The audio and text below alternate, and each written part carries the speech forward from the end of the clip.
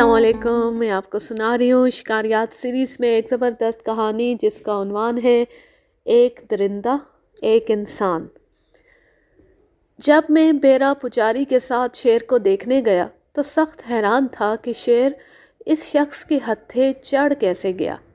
बेरा पुजारी का गुज़श्ता किरदार इस अमर का सबूत था कि वो नहायत बुज़दिल और गीदड़ सिफ्त आदमी है। शेर का सामना उसके बस की बात नहीं। मुमकिन है किसी इत्तेफाकी हादसे के तहत शेर मारा गया। मुझे यकीन नहीं आता बेरा कि तुमने शेर मार लिया होगा। सरकार, भगवान ने आज मेरी जान बचाई, वरना मरने में कोई कसर ना थी। क्यों, क्या हुआ, तफसील से बताओ। सरकार, मुझे तो ऐसा लगता है कि ये शेर जिसे मैंने मारा है वही था जो किसी दूसरे गांव से बैल पकड़कर ले आया, लेकिन पेट भरने से पहले ही छोड़कर भाग गया। आपको याद होगा कि उसकी गर्दन पर शेर के दांतों के निशान थे। आपसे अपनी बंदूक लेकर मैं सीधा उसी तरफ गया जहां उस जालिम शेर ने साना पर हमला किया था। मैंने उसके पंजों के निशान भी देखे और कहीं कहीं ताज़ा खून भी गिरा हुआ पाया। खून के ये धब्बे नदी के पार भी नज़र आए। मैं समझ गया कि शेर किसी वजह से ज़ख्मी है और ये खून उसी का है। चनाचा मैं फूंक फूंक कर कदम रखता हुआ आगे बढ़ा। क्या देखता हूँ कि शेर झाड़ियों के करीब बेहिस्सो हरकत बैठा है। बस सरकार, मैंने उसी वक्त उसका निशाना लिया और फायर कर दिया। गोली शेर की गर्दन में लगी और वो आवाज़ निकाले बगैर मर गया। मैंने बिल्कुल करीब से देखा तो उसके सीने और पीठ पर गहरे ज़ख्म थे जिन पर गाढ़ा गाढ़ा खून जमा हुआ था। इस कहानी से तो कुछ यूँ मालूम होता है कि शेर पहले ही मरा हुआ था। वो हैरत से मेरी तरफ तकने लगा। नहीं सरकार, उसने आंखें खोलकर मेरी तरफ देखा था। झूठ बोलते हो तुम, अभी सब पता चल जाता है। अच्छा ये बताओ कि गांव का मुखिया तुम्हारा भाई है? बेरा के हाथ से बंदूक छूट कर गिर पड़ी और वह थर थर कांपने लगा। बोलो, जवाब दो। ये बात मुझे पहले क्यों ना बताई? तुम्हें शर्म आनी चाहिए कि तुमने इतने शरीफ और गरीब आदमी की खूबसूरत गाय खोल कर जंगल में बांध दी। उसने मुझे सब कुछ बता दिया है। मैं उस अंग्रेज़ शिकारी का किस्सा भी सुन चुका हूँ जो तुम्हारी जलील हरकतों के बायस शेर के हाथों मारा गया। तुमने उसका रुपया हड़प कर लिया। सच सच बताओ, तुमने अब तक कितने शिकारियों को दरिंदों के ज़रिए मरवा कर उनका सामान कब्जे में किया है, और वह सामान कहाँ है? मेरे इस इंकिशाफ पर बेरा की जो हालत हुई वो बयान से बाहर है। उसका सांस ज़ोर ज़ोर से चल रहा था। सूखी हुई बरहना टांगें बुरी तरह कांप रही थी और चेहरा फरते दहशत से सफ़ेद पड़ चुका था। उसने कुछ कहने की कोशिश की मगर आवाज़ ना निकली। यकायक वो ज़मीन पर गिरा और बेहोश हो गया। मैंने उसे होश में लाने की कोई तदबीर ना की और घसीट कर एक महफूज जगह डाल दिया। ऐसे शख्स को अब किसी रीछ या चीते के हाथों ही मर जाना चाहिए। मैंने नफ़रत से ज़मीन पर थूका, बंदूक उठाई और नदी की तरफ रवाना हो गया। रास्ते में पंजों के निशान और खून के धब्बे नज़र आए। मैंने खून का मुआयना किया। बिलाशुबा ये शेर के जिस्म से गिरा था। मैं सख्त हैरान था कि शेर आखिर किस हादसे में ज़ख्मी हुआ। आध घंटे की कोशिश के बाद उसकी लाश दिखाई दी।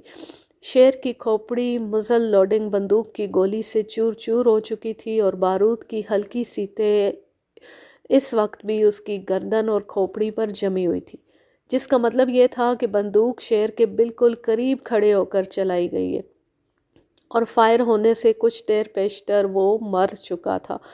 मुझे बेरा की खुशकिस्मती पर हैरत हुई और उसकी चालाकी महसूस करके गुस्सा भी आया। मैंने शेर के ज़ख्मों का मुआयना किया तो पता चला कि वो किसी और दरिंदे से लड़ता हुआ ज़ख्मी हुआ है। यकायक मैंने देखा कि शेर की खाल पर स्याह रंग के लंबे बाल चिमटे हुए हैं। शाम के फैले हुए अंधेरे के बायस ये बाल मुझे पहले नज़र नहीं आए। टॉर्च की रोशनी में गौर से देखा तो मालूम हुआ कि रीछ के बाल हैं। रीछ का ख्याल आती मेरे जिस्म में झुरझुरी सी दौड़ गई। शेर नहायत ताकतवर और 9 साढ़े 9 फुट लंबा था, लेकिन रीछ ने उसे ज़ख्मी और बेबस करके मारा था। ये बात पेश नज़र रखते हुए मेरे लिए फ़ैसला करना मुश्किल ना था कि रीछ किस कदर कवि हैकल और खूंखार होगा। मुझे याद आया कि नदी के पार बने हुए टीलों और गारों में रीछ रहते हैं। मुमकिन है रिहाइश के मसले पर शेर और रीछ की ठन गई हो। इस मौके पर रीछ के बारे में कुछ कहना ला हासिल होगा। उस जानवर की इंसान سے حد سے بڑی ہوئی کینہ پروری اور دشمنی سب پر عیاں ہے۔ اس کی فطرت ہے کہ اپنے حریف کا پیچھا اس وقت تک نہیں چھوڑتا جب تک اسے ہلاک نہ کر دے یا خود ختم نہ ہو جائے۔ جنگل کے جس حصے میں رہنا شروع کر دے وہاں اپنے سوا دوسرے جانوروں کا آنا یا رہنا پسند نہیں کرتا۔ حریف اگر کمزور ہے تو وہ بھاگ جائے گا ورنہ مارا جائے گا۔ قوی ہے تو دو دو ہاتھ کر کے فیصلہ ہوگا کہ اس مقام پر وہ رہے گا یا ریچھ۔ یہی باتیں سوچتا ہوا میں واپس چلا۔ سورج غروب ہوئے تھوڑی دیر ہی ہوئی تھی لیکن جنگل میں ایسا اندھیرا تھا جیسے تاریک رات۔ ٹارچ کی روشنی میں راستہ تلاش کرتا ہوا ایک کھلی جگہ نکل آیا اور وہاں رک کر سوچنے لگا کہ میں نے بیرا کو گھسیٹ کر کس طرف ڈالا تھا۔ جھاڑیاں ایک جیسی تھی اور ہزارہا درخت ایک دوسرے سے اتنی مشابہت رکھتے تھے کہ میں بہت جلد چکرا گیا۔ ممکن ہے بیرا ہوش میں آ کر کسی درخت پر چڑھ گیا۔ یہ خیال آتی میں نے اسے آوازیں دینی شروع کی۔ چیخ چیخ کر تھک گیا مگر کوئی جواب نہ آیا۔ کچھ ایسا محسوس ہوا کہ میں بھٹک کر کسی اور طرف جا نکلا ہوں۔ جنگل پر ہیبت ناک سناٹا طاری تھا، جیسے یہاں کوئی جانور یا کوئی پرندہ موجود نہیں۔ جنگل میں پھیلا ہوا یہ اعصاب شکن سناٹا ایک تجربے کار شکاری کے لیے کوئی خوشگوار بات نہیں ہوتی۔ اس سناٹے کے ساتھ ساتھ کوئی نامعلوم خطرہ ہمیشہ سر پر منڈلاتا رہتا ہے۔ چپکے چپکے دبے پاؤں تعاقب کرنے والا چیتا، کوئی آدم خور شیر یا مکار ریچھ۔ جنگل میں بسنے والے یہ جانور اپنی حد سے بڑی ہوئی قوت شامہ، بصارت اور سماعت کے باعث بھولے بھٹکے شکاریوں کو یوں آن دبوچتے ہیں جس طرح باز کبوتر کو آنن فانن پکڑ کر آسمان کی پہنائیوں میں گم ہو جاتا ہے۔ مجھے اس وقت اپنے سے زیادہ بیرا کی فکر تھی۔ یہ شخص ہر چند نفرت اور حقارت کا مستحق تھا اور اس کی مذموم حرکتیں دیکھتے ہوئے میں نے جتنی بھی اسے سزا دی جاتی وہ کم تھی، لیکن میرا دل نہ چاہتا تھا کہ اسے یوں موت کے منہ میں چھوڑ کر چلا جاؤں، اس لیے کہ وہ بالکل نہتا اور کمزور آدمی تھا۔ کم از کم بندوق تو اس کے پاس ہونی چاہیے تھی۔ وہ بڑی آسانی سے کسی چیتے یا ریچھ کے قابو میں آ سکتا تھا۔ ان تمام خدشات کے باوجود میں یہ بھی جانتا تھا کہ بیرا جتنا بزدل اور ڈرپوک ہے اتنا ہی عیار اور دور اندیش بھی ہے۔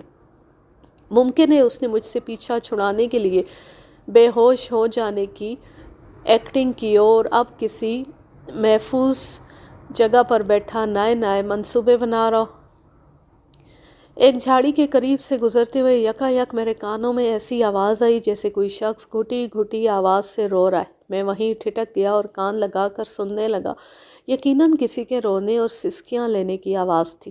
کون ہے؟ میں نے بلند آواز سے کہا۔ میں نے سن رکھا تھا کہ جنگلوں میں اکا دکا شکاریوں کو لوٹ لینے اور انہیں ہلاک کرنے کی وارداتیں ہوتی رہتی ہیں۔ ممکن ہے یہ بھی ایسا ہی معاملہ۔ اس قسم کے قاتلوں اور ٹھگوں کو پکڑنا پولیس کے بس کی بات ہے، نہ فوج کی۔ میں نے بیرا کی بندوق زمین پر رکھی اور اپنی رائفل کندھے سے اتار کر ہاتھ میں لے لی اور آواز کی طرف دبے پاؤں بڑھا۔ کون رو رہا ہے؟ کیا تکلیف ہے؟ میں نے ایک بار پھر آواز دی اور ٹارچ روشن کر دی۔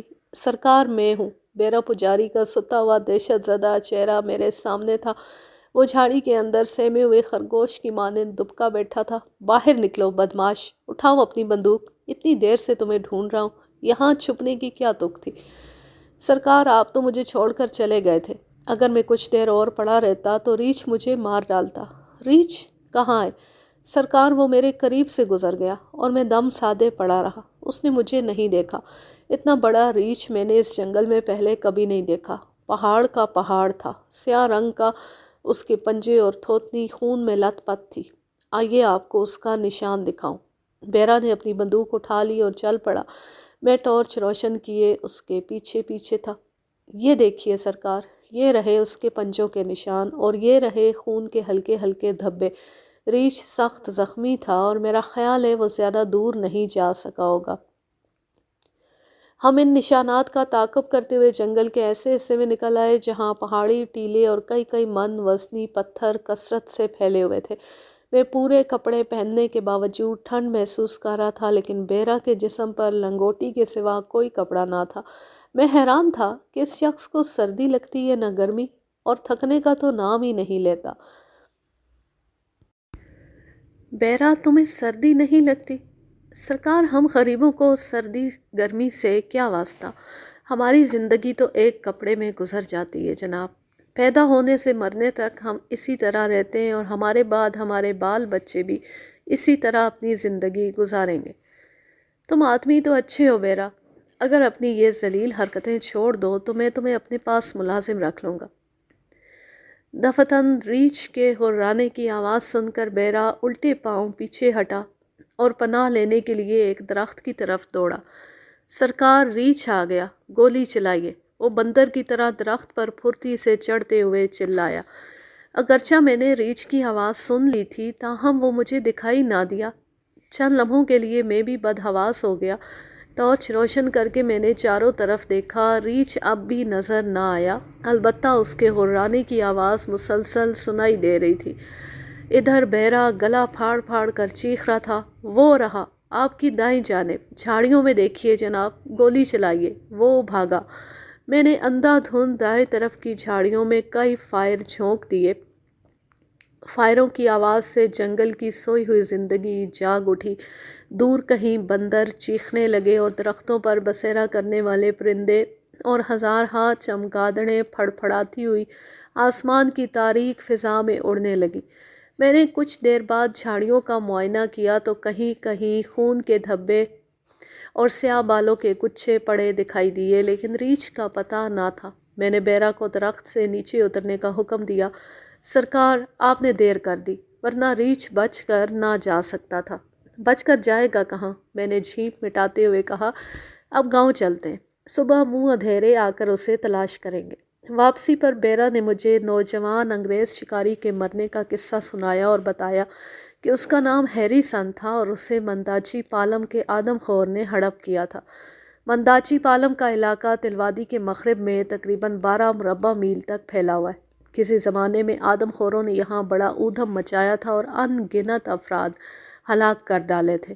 آخر گورنمنٹ نے آدم خوروں کو ہلاک کرنے کے لیے بڑے بڑے انعام مقرر کیے۔ بہت سے شکاری قسمت آزمانے آئے، ان میں میرا دوست اور دنیا کا نامور شکاری انجہانی جم کاربیٹ بھی شامل تھا۔ جم کاربیٹ نے 1 سال کی لگاتار کوشش کے بعد 3 آدم خور مارے، ان میں 2 شیر تھے اور 1 شیرنی۔ جم کاربیٹ سے پیشتر 2 شکاری آدم خوروں کا لقمہ بن چکے تھے۔ کئی شدید زخمی ہونے کے بعد جنگل سے بھاگ نکلے اور انہوں نے دوبارہ ادھر کا رخ نہ کیا۔ جم کاربیٹ نے جب جنگل کا چارج لیا اور 3 آدم خوروں کو ٹھکانے لگا دیا تو علاقے میں امن و امان قائم ہوا۔ اس کے بعد کسی آدم خور کی ہلاکت خیز سرگرمیوں کی خبر نہ آئی، اور اب بیرا مجھے بتا رہا تھا کہ منداچی پالم میں کم از کم 1 اور آدم خور موجود ہے جو شکاری ہیری سن کی موت کا باعث بنا تھا۔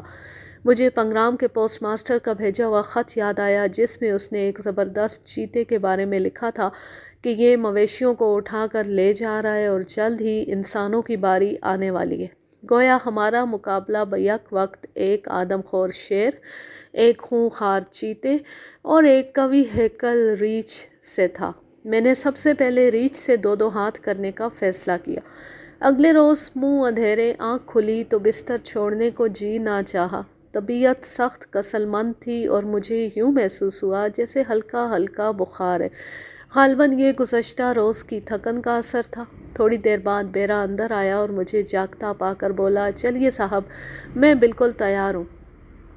میں نے طبیعت کی ناسازی کا عذر کرتے ہوئے اس سے کہا کہ وہ گاؤں کے چند آدمیوں کو ساتھ لے کر جنگل میں جائے اور ریچھ کا کھوج لگانے کی کوشش کرے۔ اگر دوپہر تک میں ٹھیک ہو گیا تو اگلا پروگرام طے ہوگا۔ بیرا چند لمحے سوچتا رہا، اس کے چہرے پر گھبراہٹ اور خوف کے آثار نمودار ہوئے، لیکن اس نے کچھ نہ کہا اور باہر چلا گیا۔ میں پھر کمبل سے منہ ڈھانپ کر سو گیا۔ دن چڑھے، دوبارہ آنکھ کھلی تو سر میں شدید درد تھا اور بخار پہلے سے بھی تیز۔ اردلی کو 1 روز پہلے پنگرام کے پوسٹ ماسٹر صاحب کے پاس تازہ خبر لانے کے لیے بھیج چکا تھا۔ دیر تک پڑا ہائے ہائے کرتا رہا، کوئی پانی پلانے والا بھی نہ تھا۔ تھوڑی دیر بعد شور کی سی آواز میرے کانوں میں آئی جیسے کچھ لوگ آپس میں لڑ رہے ہوں۔ آہستہ آہستہ یہ شور نزدیک آتا گیا اور پھر یکدم 10-15 آدمی میرے مکان میں گھس آئے۔ انہوں نے بیرا پجاری کو ہاتھوں پر اٹھا رکھا تھا۔ میں نے دیکھا کہ بیرا سخت زخمی ہے، اس کی پیٹھ، سینے اور کندھوں پر گہرے زخم ہیں اور سارا جسم خون میں لت پت ہے۔ اس کا چہرہ ہلدی کی مانند زرد تھا، آنے والوں نے اسے فرش پر ڈال دیا اور کچھ لوگ گاؤں کے بڈھے وید کو بلانے دوڑے۔ میں نے دیکھا کہ ایک طرف مکھیا بھی کھڑا ہے اور اس کی آنکھوں سے آنسوؤں کی جھڑی لگی ہوئی ہے۔ بیرا زخموں کی تاب نہ لا کر بے ہوش ہو چکا تھا اور اس کی حالت دیکھ کر اندازہ ہوتا تھا کہ چند گھنٹوں کا مہمان ہے۔ میں نے اپنا سوٹ کیس کھول کر فرسٹ ایڈ کا سامان نکالا، گرم پانی سے بیرا کے زخم دھوئے اور پٹیاں باندھ دی۔ اتنے میں وید جی آ گئے۔ انہوں نے بیرا کی طرف تشویشناک نظروں سے دیکھا، مایوس ہو کر گردن ہلائی، پھر مجھ سے مخاطب ہو کر بولے، یہ کس طرح زخمی ہوا؟ میرے کچھ کہنے سے پہلے گاؤں کا ایک آدمی بول پڑا، ہم اس کے ساتھ جنگل میں گئے تھے، اس نے ہمیں بتایا کہ ایک جگہ شہد کی مکھیوں کا چھتا لگا ہوا ہے، چلو اسے اتاریں۔ یہ دیر تک چھتا تلاش کرتا رہا، پھر کہنے لگا شاید وہ کسی اور طرف ہے۔ ہم یوں پھرتے پھراتے ندی کی طرف جا نکلے۔ وہاں اچانک ایک بڑے ریچھ نے جو جھاڑیوں میں دبکا بیٹھا تھا بیرا پر حملہ کر دیا۔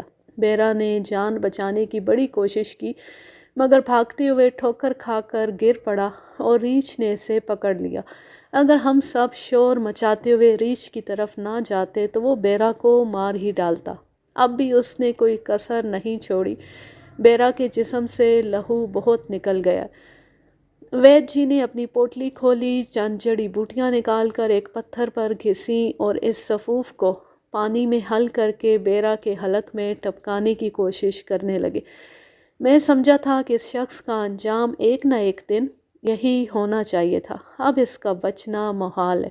وید جی کی کوششیں بیکار ہیں۔ بیرا جیسے کمزور آدمی کے جسم سے خون کی اتنی مقدار کا نکل جانا اور پھر اس کا زندہ رہنا کرشمہ ہی ہوگا۔ مجھے بیرا پجاری کو یوں دیکھ کر نہ جانے کیوں رنج ہو رہا تھا۔ تھوڑی دیر بعد اس کے بے حس و حرکت جسم میں جنبش ہوئی۔ وید نے جلدی سے اپنی عجیب و غریب دوا کے چند قطرے پھر اس کے حلق میں ٹپکائے۔ اب بیرا نے بری طرح پیر پٹخنے شروع کر دیے اور دیکھنے والوں نے خوف سے لرز کر آنکھیں بند کر لیں۔ صاف نظر آ رہا تھا کہ بد نصیب آدمی پر جاں کنی کی سی حالت طاری ہے، مگر بوڑھے وید کی آنکھوں میں چمک دیکھ کر مجھے کچھ شبہ سا ہوا کہ وہ اپنے علاج میں کامیاب رہا ہے۔ یکا یک بیرا نے مدھم آواز میں پانی مانگا۔ وید کے اشارے پر فوراً ہی اسے پانی پلایا گیا۔ چند لمحے چپ چاپ پڑے رہنے کے بعد بیرا نے آنکھیں کھول دیں اور وید نے ایک شخص کو گرم گرم دودھ لانے کا حکم دیا۔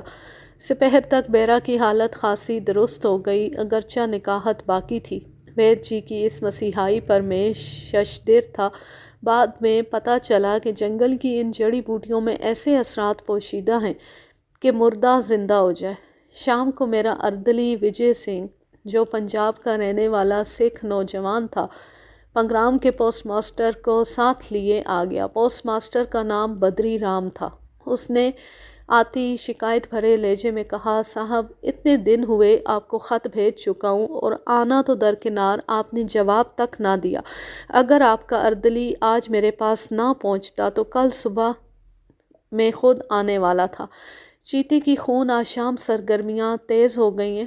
پرسوں اس نے بستی کی ایک عورت پر حملہ کیا اور اسے اٹھا کر لے گیا۔ گاؤں والوں نے اگلے روز صبح اس کی ہڈیاں مندر کے باہر پڑی پائیں۔ اب مندر میں رہنے والے سادھوؤں اور پجاری کی جان خطرے میں ہے۔ چیتے کے منہ کو انسانی خون لگ گیا۔ یکا یک اس کی نظر کمبل میں لپٹے ہوئے بیرا پر پڑی۔ ٹمٹماتے ہوئے دیے کی مدھم روشنی میں وہ اسے بغور دیکھتا رہا، شاید پہچاننے کی کوشش کر رہا تھا۔ تم اسے جانتے ہو بدری رام؟ اس کا چہرہ تو دیکھا بھالا ہے مگر یاد نہیں آتا کہ اسے کہاں دیکھا تھا۔ ارے یہ تو بیرا پجاری ہے، اسے کیا ہوا؟ یہاں کیسے آیا؟ اگر یہ بچ گیا تو خود ہی اس سے پوچھ لینا۔ مجھے حیرت تو اس بات پر ہے کہ اتنا خون بہہ جانے کے باوجود یہ دھان پان آدمی اب تک زندہ کیسے؟ خیر اسے یہیں پڑا رہنے دو، اردلی اس کی دیکھ بھال کرے گا، میں اس کی بیوی بچوں کو بلانے کا انتظام کرتا ہوں۔ آپ کو فوراً میرے ساتھ چلنا چاہیے، چیتا اتنی دیر میں ایک دو آدمیوں کو ہڑپ کر لے گا۔ ضرور چلوں گا، لیکن اس ریچھ سے تو نمٹ لوں جس نے بیرا کو زخمی کر دیا۔ تو یہ ریچھ کا کام ہے؟ ریچھ بڑا موذی اور کمینہ جانور ہے۔ میں خود ایک مرتبہ ریچھ کے ہتھے چڑھ گیا تھا۔ اگر یار یہ قصہ بعد میں سنانا، مجھے ذرا آرام کرنے دو۔ سورج چھپنے سے ذرا پہلے میں ریچھ کی تلاش میں نکلوں گا، چاہو تو میرے ساتھ چلنا۔ نہ صاحب، میں باز آیا، میں اس میدان کا آدمی نہیں۔ اس نے کانوں کو ہاتھ لگائے اور اٹھ کر باہر چلا گیا۔ میں نے اردلی کو ہدایت کی کہ بیرا کو اندرونی دالان پہنچا دیا جائے، اس کی دیکھ بھال پر خصوصی توجہ دے اور پتہ لگا کر اس کی بیوی کو بھی یہیں بلا لے تاکہ وہ اپنے خاوند کی تیمارداری کر سکے۔ یہ ہدایات دے کر میں نے اپنے باکس میں سے اسپرین کی ٹکیاں نکال کر کھائیں اور بستر پر لیٹتی آنکھیں بند کر لیں۔ اس نازک وقت میں میری طبیعت کا یوں خراب ہونا خود مجھ پر شاق گزر رہا تھا۔ عرصہ دراز تک جنگلوں میں پھرنے اور خونخوار، چالاک، آدم خور اور کینہ پرور درندوں سے مقابلہ کرنے کے بعد میرا مزاج کچھ اس قسم کا بن چکا تھا کہ جو ہی ایسے جانور کے بارے میں سنتا جو اچھا حریف بن سکتا تھا تو میرے اضطراب کی حد نہ رہتی۔ دن رات اسی کے تعاقب میں رہتا۔ درندہ جتنا چالاک اور مکار ہوتا، مقابلے میں اتنا ہی لطف آتا۔ تلوادی کے اس غیر معمولی ریچھ کو میں نے اب تک دیکھا نہ تھا، لیکن اس کی حرکتوں کا مشاہدہ کرنے کے بعد یقین ہوتا جا رہا تھا کہ مقابلہ خاصا کٹھن اور جاندار ہوگا، اور اسی لیے میں جلد از جلد اس کے سامنے ڈٹ جانا چاہتا تھا، مگر بخار اترنے کا نام نہ لیتا تھا۔ میں جس مکان میں لیٹا ہوا تھا اگرچہ اس کے اندر حبس اور گرمی تھی، مگر میں نے اپنے گرد کمبل اچھی طرح لپیٹ لیا تاکہ پسینہ خوب آئے۔ نیند تو نہ آئی، البتہ 1 گھنٹے بعد میرا جسم پسینے سے تر تھا اور بخار غائب۔ میں نے اٹھ کر گرم پانی سے ہاتھ منہ دھویا اور دودھ کے 2 گلاس پیے، اپنی رائفل سنبھالی، شکاری چاقو پیٹی میں اٹھا اور اردلی کو بیل گاڑی لانے کا حکم دے کر بدری رام کی تلاش میں نکلا۔ میں نے انہیں گاؤں کی چوپال میں پایا جہاں وہ سادہ لوگ کسان اور مزدوروں کے درمیان نہایت وقار اور دبدبے سے بیٹھے اپنے سرکاری افسر ہونے کا ثبوت دے رہے تھے۔ کسان اور مزدور بدری رام کی باتیں بڑے غور سے سن رہے تھے، جیسے ان کا ہر لفظ کسی دیوتا کی زبان سے نکل رہا ہے۔ مجھے دیکھ کر مسکراتے ہوئے اٹھے اور بولے، آہا، آپ کا بخار اتر گیا؟ کہیے اب کیسی طبیعت ہے؟ ارے آپ تو کیل کانٹے سے لیس ہو کر آئے ہیں، کیا میں بھی آپ کے ساتھ چلوں؟ آخری جملہ انہوں نے دیہاتیوں پر اپنی بہادری کا رعب گانٹھنے کے لیے کہا تھا، حالانکہ انہیں اور مجھے اچھی طرح احساس تھا کہ وہ کتنے پانی میں۔ میں نے ان کے اس جملے سے فائدہ اٹھایا اور دل میں سوچا کہ آج موقع اچھا ہے، ذرا لالا جی کا مزاج بھی درست ہو جائے۔ میں نے آگے بڑھ کر بدری رام کا ہاتھ پکڑ لیا اور لوگوں سے مخاطب ہو کر بولا، بدری رام جی مانے ہوئے شکاری ہیں، اب سینکڑوں شیروں اور ریچھوں کو مار چکے ہیں اب تک۔ اب میرے ساتھ جنگل میں اس ریچھ کو مارنے جائیں گے جس نے بیرا کو زخمی کیا ہے۔ یہ سنتی لالا بدری رام کے چہرے کا رنگ بدل گیا، ایک لمحے کے لیے گم سم کھڑے رہے، پھر چہرے پر مصنوعی بشاشت پیدا کر کے بولے، میں ہر طرح سے آپ کا ساتھ دینے کو تیار ہوں، چلیے کدھر چلنا ہے؟ لیکن میں اپنے ساتھ بندوق نہیں لایا۔ کوئی بات نہیں، ایک فالتو رائفل میرے پاس ہے، آپ وہ استعمال کیجئے، میں نے مسکرا کر کہا اور بدری رام کو گھسیٹتا ہوا اپنے ساتھ لے گیا۔ تھوڑی دور جانے کے بعد وہ گڑ گڑا کر کہنے لگا، جناب عالی، میں نے کون سی خطا کی ہے جو آپ مجھے ساتھ لے جانے پر تلے ہوئے ہیں؟ میرے باپ دادا نے کبھی رائفل چلائی، نہ شکار کا شوق کیا۔ خودکشی کی یہ کوششیں آپ ہی کو مبارک ہوں، بندہ رخصت ہوتا ہے۔ میں پہلے ہی سمجھ گیا تھا کہ آپ ان بے وقوف کسانوں پر رعب جما رہے ہیں۔ لالا جی، اب تو خواہ کچھ ہو، آپ کو میرے ساتھ جانا پڑے گا، ورنہ گاؤں والے کیا کہیں گے؟ گاؤں والے جائیں جہنم میں، انہوں نے بگڑ کر کہا۔ میں تو آپ کو چیتے کی سرگرمیوں سے مطلع کرنے حاضر ہوا تھا، لیکن آپ ریچھ کو زیادہ اہم سمجھتے، میں کل واپس چلا جاؤں گا۔ آپ تو ناراض ہو گئے لالا جی۔ اچھا آپ میرے ساتھ تو چلیے، کسی درخت پر بیٹھ کر تماشا دیکھیے گا، میں ذمہ لیتا ہوں کہ آپ کو کوئی نقصان نہ ہوگا۔ میری بات پر اعتبار کیجیے، ریچھ اگر نہ ملا تو سیدھا پنگرام آپ کے ساتھ چلوں گا۔ خرس اس قسم کی باتیں کرتے اور لالا جی کو ورغلاتا ہوا بیل گاڑی تک لے آیا اور انہیں بٹھا کر تلوادی کی طرف روانہ ہوا۔ سورج غروب ہونے سے پہلے پہلے میں وادی کے اندر پہنچ گیا۔ یہاں سے ایک پگڈنڈی پنگرام کی طرف اور دوسری اونچتی کو جاتی تھی۔ لالا جی تمام راستے خاموش رہے، غالباً ریچھ کے تصور سے دل ہی دل میں ڈر رہے تھے۔ مجھے ریچھ کے ٹھکانے کا کسی حد تک اندازہ ہو گیا تھا، وہ یقیناً اس حصے میں رہتا تھا جہاں شہتوت کے درخت کثرت سے تھے۔ یکا یک بیل رک گئے اور گردنیں ہلا ہلا کر منہ سے خو خو کی آوازیں نکالنے لگے۔ میں نے فوراً رائفل سنبھالی اور لالا جی کو ایک درخت پر پناہ لینے کا اشارہ کیا۔ بیلوں کا یوں رکنا خطرے کی علامت تھی۔ میں گاڑی سے اترا اور گاڑی کا رخ بدل کر اسے دوسری سمت میں کھڑا کر دیا۔ شام کے 5:30 بج رہے تھے اور سورج پہاڑیوں کے عقب میں غائب ہو گیا تھا۔ مجھے خدشہ تھا کہ یہاں ریچھ کے بجائے کوئی درندہ چھپا ہوا ہے، ممکن ہے وہ چیتا ہی ہو۔ ایک درخت کے نیچے رک کر میں نے ارد گرد غور سے دیکھا، کوئی خاص بات محسوس نہ ہوئی۔ اپنا شبہ دور کرنے کی غرض سے میں پھر گاڑی کی طرف گیا اور بیلوں کو ہانک کر پہلی جگہ پر لایا، لیکن کوشش کے باوجود بیلوں نے قدم بڑھانے سے انکار کر دیا۔ اب مجھے پورا یقین ہو گیا۔ ایک درخت پر اچانک نگاہ پڑی تو 3 بندر دکھائی دیے جو بری طرح سہمے ہوئے اور بالکل بے حس و حرکت بیٹھے تھے۔ بندروں کا یوں دہشت زدہ ہو کر بیٹھنا خالی از علت نہ تھا۔ سابقہ تجربے اور مشاہدے نے فوراً میرے کان میں کہا کہ یہ چیتا ہے جس نے بندروں کو خوفزدہ کر رکھا ہے۔ بندر جانتے ہیں کہ چیتا آسانی سے درخت پر چڑھ کر انہیں پکڑ سکتا ہے اور ان کے خاموش بیٹھنے اور جنبش نہ کرنے کی یہی ایک وجہ تھی۔ چیتے کی جگہ اگر شیر ہوتا تو بندر چیختے چلاتے اور شوخیاں کرتے، کیونکہ انہیں معلوم ہے شیر درخت پر چڑھنا نہیں جانتا۔ میں نے بندروں کی نظر کا تعاقب کیا کہ بندر ٹکٹکی باندھے کس طرف دیکھ رہے ہیں۔ اس کا مطلب یہ ہے کہ مکار درندہ نالے میں چھپا ہوا ہے۔ لالا بدری رام جس درخت پر چڑھے ہوئے تھے وہ نالے کے بالکل قریب تھا۔ اب اگر میں لالا جی سے کہتا کہ ذرا نظر دوڑا کر چیتے کا سراغ لگائیے تو ظاہر ہے ان کی روح پھڑ پھڑا کر جسم کی قید سے آزاد ہو جاتی۔ کچھ عجب نہیں کہ غش کھا کر گر پڑتے۔ چنانچہ میں انہیں بتائے بغیر کہ چیتا نالے میں چھپا ہوا ہے، دبے پاؤں جھاڑیوں اور گھاس کی آڑ لیتا ہوا چلا اور ایک لمبا چکر لے کر نالے کے دائیں کنارے پر پہنچا۔ لالا جی غالباً میری اس نقل و حرکت کا بغور جائزہ لے رہے تھے کہ مان انہوں نے بیٹھے بیٹھے نعرہ لگایا، ریچھ ریچھ۔ میں حواس باختہ ہو کر پلٹا۔ کیا دیکھتا ہوں ایک بھاری بھرکم ریچھ درختوں کے جھنڈ سے اچھلتا اور ہرراتا ہوا برآمد ہوا۔ مجھ سے اس کا فاصلہ چند فٹ سے زائد نہ تھا اور مجھے سنبھلنے کا موقع بھی نہ ملا کہ وہ دانت کٹکھٹا کر مجھ پر حملہ آور ہوا۔ فائر کرنے کی مہلت ہی نہ تھی۔ میں جلدی سے پیچھے ہٹ گیا ورنہ اس کا پنجہ میری گردن کا گوشت نوچ کر لے جاتا۔ لالا جی پھر چلائے، گولی چلائیے۔ مجھے خوب معلوم تھا کہ چیتا نالے میں موجود ہے اور غالباً وہ ریچھ کے خوف ہی سے وہاں چھپا ہوا ہے۔ میں نالے میں کودتا ہوں تو چیتا ہرگز مجھے زندہ نہ چھوڑے گا۔ ریچھ میری طرف لپکا اور مجھے اپنے بازوؤں میں جکڑنے کی کوشش کی۔ میں نے رائفل اس کے سر پر دے ماری مگر اس بلا پر کیا اثر ہوتا۔ اب میں نالے کے بالکل کنارے پر پیر جمائے کھڑا تھا۔ ذرا پیچھے ہٹتا تو دھڑام سے نیچے جا گرتا۔ موت کے بھیانک قہقہے میرے کانوں میں گونجنے لگے۔ لالا بدری رام کے چیخنے چلانے کی آواز جیسے میلوں دور سے آ رہی تھی۔ ایک ثانیے کے لیے میں نے گردن کو ذرا خم دیا اور نالے میں دیکھا۔ چیتے کی جھلک دکھائی دی۔ وہ منہ دوسری طرف کیے دبے پاؤں نالے کی پرلی طرف دبکا بیٹھا تھا۔ ریچھ کی دہشت اس پر بھی اثر انداز ہو رہی تھی۔ اب میں پھرتی سے نالے میں کود گیا اور چیتے پر فائر کیا۔ ایک ہولناک گرج سے چیتا اچھلا۔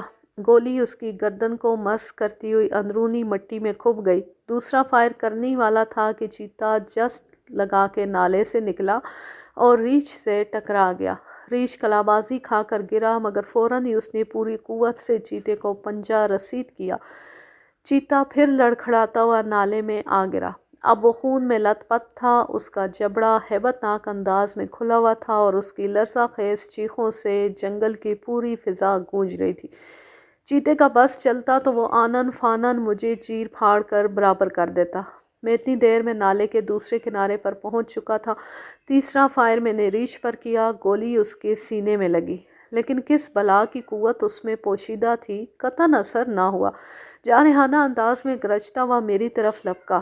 رائفل ایک طرف پھینک کر میں نے 8 انچ لمبے پھل کا چمکتا ہوا شکاری چاقو نکال لیا اور گھٹنوں کے بل جھک کر ریچھ کا انتظار کرنے لگا۔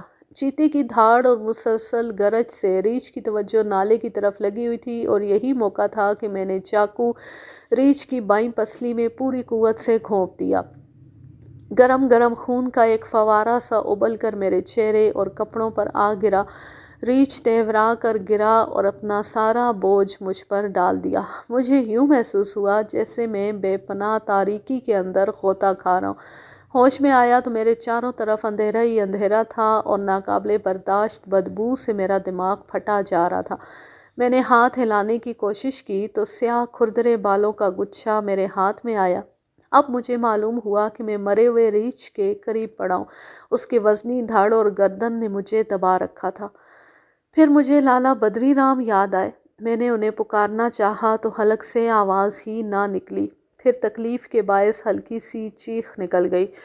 مان کچھ فاصلے سے ایسی آواز آئی جیسے کوئی جانور درخت پر چڑھنے کی کوشش کر رہا ہے۔ ذہن میں فوراً زخمی چیتے کا خیال آیا اور مجھ میں مدافعانہ قوت از سر نو پیدا ہو گئی۔ ریچھ کی لاش دھکیل کر میں بڑی مشکل سے اٹھا اور پھولا ہوا سانس روکنا چاہا، کیونکہ رات کی تاریکی میں چیتے کے لیے لقمہ بننا پسند نہ تھا۔ ٹٹول کر رائفل تلاش کی، پھر ریچھ کی پسلی میں کھبا ہوا چاقو نکالا اور پیٹ کے بل چلتا ہوا اسی نالے کی طرف چلا۔ چیتے سے محفوظ رہنے کی وہی بہترین جگہ تھی۔ ابھی چند قدم ہی آگے بڑھا تھا کہ ایک بار پھر کھڑبڑ کی آواز سنائی دی اور میں وہیں ساکت ہو گیا اور غور سے اس طرف دیکھنے لگا۔ ایک اونچے درخت کی شاخوں میں چھپا ہوا سفید جانور سا نظر آیا۔ میں سوچنے لگا یہ چیتا تو نہیں ہو سکتا، کوئی اور ہی جانور ہے، ممکن ہے کوئی الو یا بندر ہو۔ میں نے آہستہ سے رائفل سیدھی کی اور نشانہ لے کر فائر کرنے والا تھا کہ بجلی کی مانند ایک خیال ذہن میں آیا۔ میں نے فوراً لبلبی سے انگلی ہٹا لی۔ مجھے یاد آیا کہ یہی وہ درخت ہے جس پر میں نے لالا بدری رام کو چڑھنے کی ہدایت کی تھی۔ بدری رام جی، میں نے آواز دی۔ ہاں جناب، فوراً جواب آیا اور میں تکلیف کے باوجود اپنی ہنسی نہ روک سکا۔ بیچارہ اسی وقت سے درخت پر ٹنگا ہوا ہے۔ نیچے آ جائیے لالا جی، خطرہ ٹل گیا۔ تھوڑی دیر بعد لالا جی میرے پاس کھڑے مجھے سہارا دے کر اٹھانے کی کوشش کر رہے تھے۔ پھر انہوں نے جیب سے دیا سلائی کی ڈبیا نکالی، تیلی جلائی اور میں نے انہیں اور انہوں نے مجھے غور سے دیکھا۔ لالا جی کا چہرہ خوف سے سکڑ گیا تھا اور وہ برسوں کے بیمار نظر آتے تھے، لیکن میرے زخم دیکھ کر انہیں کچھ کہنے کی ہمت نہ ہوئی۔ صرف اتنا کہا، جناب آج ہم دونوں کے مرنے میں کوئی کسر باقی نہ تھی، آئیے اب واپس چلیں۔ خدا جانے بیل گاڑی کدھر گئی۔ میں نے دیکھا کہ چیتے کی آواز سن کر دونوں بیل ایک طرف بھاگ نکلے تھے اور اب نہ جانے کہاں بھٹک رہے ہوں گے۔ بیل گاؤں کا راستہ پہچانتے ہیں، سیدھے وہیں گئے ہوں گے۔ ہم دونوں دیا سلائی کی تیلیوں کے سہارے دیکھتے بھالتے اور چھپتے چھپاتے بستی کی طرف لوٹ آئے۔ چیتا زخمی ہو چکا تھا اور ہمارا یوں جنگل میں آدھی رات کو پھرنا سخت حماقت تھی۔ وہ کسی بھی لمحے ہم پر حملہ کر سکتا تھا، لیکن خدا نے بچایا، ہم دونوں صحیح سلامت گاؤں پہنچ گئے۔ لالا بدری رام جاتی اپنی کھاٹ پر پڑ کر بے خبر سو گئے، لیکن زخموں کی ٹیس نے مجھے سونے نہ دیا۔ جانے کہاں کہاں چوٹ لگی تھی۔ ارتلی نے بیرا کے بارے میں بتایا کہ وہ آرام سے ہے اور سو رہا ہے، اس کی بیوی اور بچوں کو لانے کے لیے آدمی صبح بھیجا جائے گا۔ لالا بدری رام تو صبح سویرے پنگرام کی طرف سدھارے، کیونکہ ان کی نوکری کا سوال تھا اور وہ ایک لمحہ بھی میرے پاس ٹھہرنے کے لیے تیار نہ تھے۔ بیرا کی حالت اس قابل نہ تھی کہ وہ میرا ساتھ دے سکتا۔ اب میں تنہا رہ گیا، لیکن چیتے کو تلاش کرنا ضروری تھا، کیونکہ زخمی ہونے کے بعد اس کا آدم خور بن جانا ایک فطری امر تھا۔ سارا دن جنگل میں گھومتا رہا مگر اس کا کہیں پتہ نہ چلا۔ رات کے آخری حصے میں بھی جان پر کھیل کر اس کے کھوج میں نکلا، لیکن بے سود۔ اب میں کسی بری خبر کے انتظار میں تھا اور یہ خبر تیسرے روز رات کے 8 بجے مجھ تک پہنچ گئی۔ بتایا گیا کہ پنگرام سے 3 میل ادھر ایک چرواہا مویشی لے کر جنگل سے گزر رہا تھا کہ کسی درندے نے حملہ کیا اور اسے اٹھا کر لے گیا۔ مویشی بھاگتے دوڑتے بستی پہنچ گئے، لیکن چرواہا نہ آیا۔ یہ ایک حیران کن بات تھی، چنانچہ 10-15 آدمی جمع ہو کر جنگل میں گئے اور تلاشیں بسیار کے بعد انہوں نے ادھڑی اور کھائی ہوئی لاش کے اجزاء ایک گھنی جھاڑی کے اندر پڑے پائے۔ چرواہے کے خون آلود کپڑوں کی دھجیاں بھی ادھر ادھر بکھری دکھائی دیں۔ جب یہ لوگ روتے پیٹتے واپس آ رہے تھے تو انہوں نے چیتے کے غرانے کی آوازیں سنی۔ اگرچہ ان لوگوں کے پاس کلہاڑیاں اور گنڈاسے موجود تھے، تاہم چیتے کا سامنا کرنے کی جرأت نہ ہوئی۔ ایک شخص نے جو جنگل میں گیا تھا مجھے بتایا، میں نے چیتے کو اپنی آنکھوں سے دیکھا۔ وہ چمالیہ یعنی چرواہے کی لاش سے کچھ فاصلے پر لمبی گھاس کے اندر چھپا ہوا تھا۔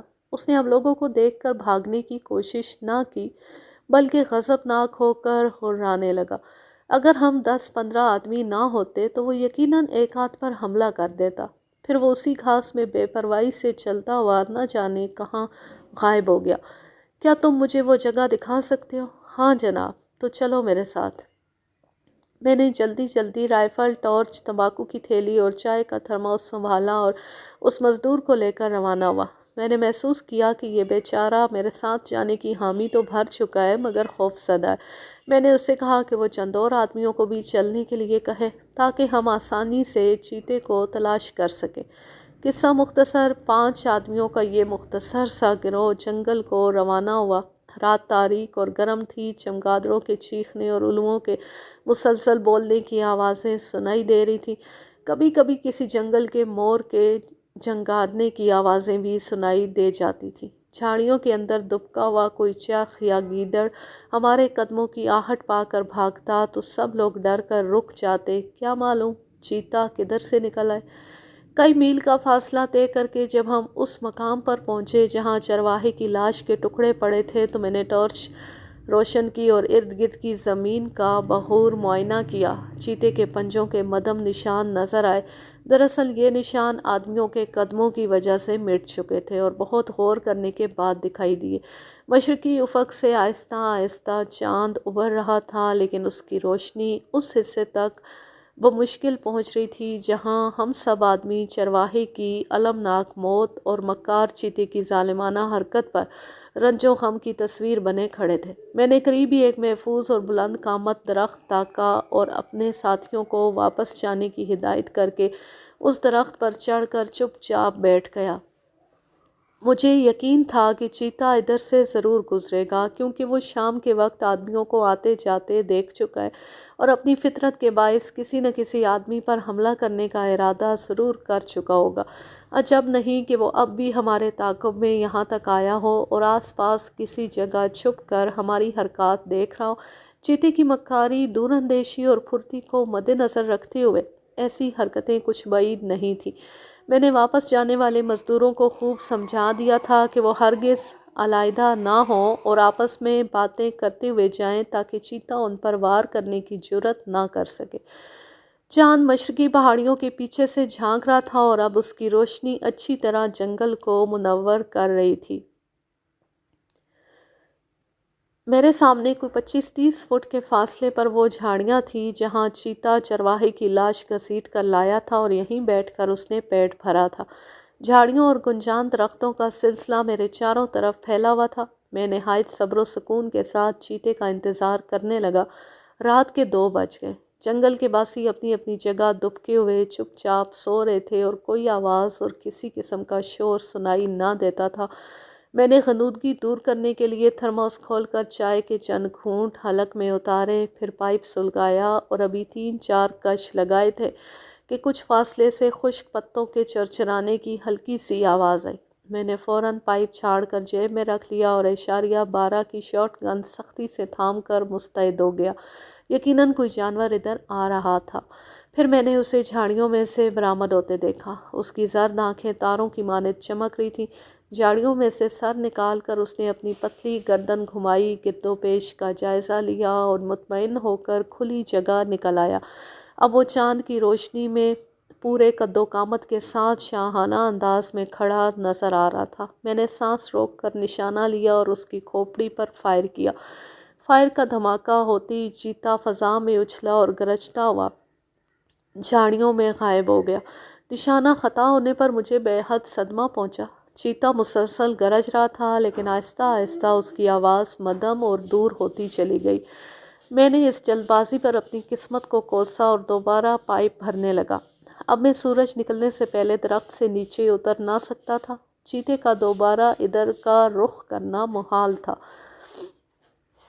1 ہفتہ گزر گیا اور اس دوران میں چیتے نے 20 مربع میل کے علاقے میں خوف و ہراس کی جو فضا تیار کی، اسے بیان کرنے کے لیے میرے پاس الفاظ نہیں۔ ایک مرتبہ زخمی ہونے اور دوسری مرتبہ بچ کر نکل جانے کے باعث وہ نہایت خونخوار اور ہوشیار ہو چکا تھا۔ ایک ہفتے کے اندر اندر اس نے 3 افراد کو ہڑپ کیا۔ اس کی نقل و حرکت کے بارے میں صحیح اندازہ کرنا ممکن نہ رہا۔ ایک واردات اگر وہ مشرق میں 7 میل دور کرتا تو اگلے روز مغرب میں اتنے ہی فاصلے پر دوسری واردات ہوتی۔ میں دن کا چین اور رات کی نیند حرام کیے ہوئے تازی کتوں کی طرح اس کے تعاقب میں تھا، لیکن ہر بار وہ جل دے جاتا تھا۔ بیرا کے زخم رفتہ رفتہ مندمل ہوتے جا رہے تھے۔ اس کی بیوی، جو نہایت سیدھی سادی اور شریف عورت تھی، اپنے خاوند کی تیمارداری میں لگی ہوئی تھی۔ 10ویں روز صبح سویرے میں جنگل کے سرے پر بیٹھا بندروں کی اٹکھیلیوں سے لطف اندوز ہونے کے ساتھ ساتھ چیتے کو گھیرنے کی تدبیریں سوچ رہا تھا کہ بیل گاڑی کے پہیوں کی آواز آئی۔ مجھے خیال ہوا کہ آنے والا اجنبی ہے یا اسے کوئی حادثہ پیش آیا۔ اتنے میں گاڑی قریب آ گئی۔ میں نے دیکھا کہ اس میں جتا ہوا بیل بے تحاشا دوڑ رہا ہے اور گاڑی میں کسی آدمی کا دھڑ خون میں لت پت اس طرح لٹکا ہوا ہے کہ اس کی انگلیاں زمین کو چھو رہی ہیں۔ میں نے لپک کر گاڑی روکی، گاڑی پان کو نیچے اتارا تو اس کا سانس ابھی چل رہا تھا۔ اتنے میں گاؤں کے لوگ جمع ہو گئے۔ ہم نے اس کے منہ میں پانی ٹپکانے کی کوشش کی، لیکن پانی حلق میں نہ جا سکا اور باچھوں سے بہہ گیا۔ اس کے دانت سختی سے بھنجے ہوئے تھے۔ تھوڑی دیر بعد وہ ایڑیاں رگڑنے لگا۔ میں نے دیکھا اس کا سینہ اور پیٹ زخمی ہے اور خون بڑی مقدار میں بہہ چکا ہے۔ مرنے سے چند منٹ پہلے اس نے آنکھیں کھولیں اور صرف 2 لفظ کہے، بدری رام، چیتا۔ پھر اس کی گردن ڈھلک گئی۔ گاڑی بان کی حالت سے اندازہ ہوا کہ یہ حادثہ پیش آئے زیادہ دیر نہیں گزری۔ شاید لالا بدری رام ادھر آ رہے تھے کہ چیتے نے راہ میں حملہ کیا اور گاڑی بان کو زخمی کر کے لالا بدری رام کو اٹھا کر لے گیا۔ میں نے فوراً گاؤں میں لوگوں کو جمع کیا اور 50-60 آدمیوں کا گروہ تیار کر کے جنگل میں گھس گیا۔ بیل گاڑی کے نشانات دیکھتے دیکھتے آخر ہم پگڈنڈی کے اس حصے میں جا نکلے جہاں چیتے نے حملہ کیا تھا اور بیل پگڈنڈی چھوڑ کر جنگل میں جا گھسے تھے۔ یہاں خون کے دھبے بھی دکھائی دیے۔ میں سوچ رہا تھا کہ اتنی دیر میں چیتا بدری رام کی لاش گھسیٹ کر دور لے گیا ہوگا، لیکن چند قدم جانے کے بعد اندازہ ہوا کہ چیتے نے زیادہ دور جانے کی زحمت نہیں کی اور بدری رام کو ہلاک کر کے وہیں کھانا شروع کر دیا، کیونکہ لاش ایک جھاڑی کے باہر اس حالت میں پڑی تھی کہ اس کی ایک ٹانگ غائب تھی اور چیتے نے پشت پر سے بھی تھوڑا سا گوشت کھایا تھا۔ چنانچہ میں نے لاش کو وہیں پڑا رہنے دیا اور لوگوں سے کہا کہ وہ واپس گاؤں چلے جائیں۔ چیتا لاش یہیں چھوڑ گیا ہے اور وہ کسی بھی وقت دوبارہ ادھر آئے گا۔ میں اس کا مقابلہ کرنے کے لیے موجود ہوں۔ گاؤں والے واپس جا ہی رہے تھے کہ میرے دیکھتے دیکھتے چیتا ایک جانب سے برآمد ہوا۔ اتنے آدمیوں کو دیکھ کر وہ رکا، لیکن بے پرواہی سے چلتا ہوا لاش کے قریب پہنچا، اسے منہ میں دبایا اور گھسیٹ کر جھاڑیوں کے اندر جانے لگا۔ لوگ چیتے کو دیکھ کر اس قدر ہراساں اور بدحواس ہوئے کہ چیختے چلاتے بھاگ اٹھے۔ میں خود چیتے کی دیدہ دلیری اور بے خوفی پر حیران تھا۔ اگر ایک لمحہ اور غافل ہوتا تو میری نظروں کے عین سامنے سے چیتا فاتحانہ انداز میں لاش لے جانے میں کامیاب ہو جاتا۔ میں نے یکا یک چونک کر 2 نالی بندوق سیدھی کی اور بیک وقت 2 فائر کیے۔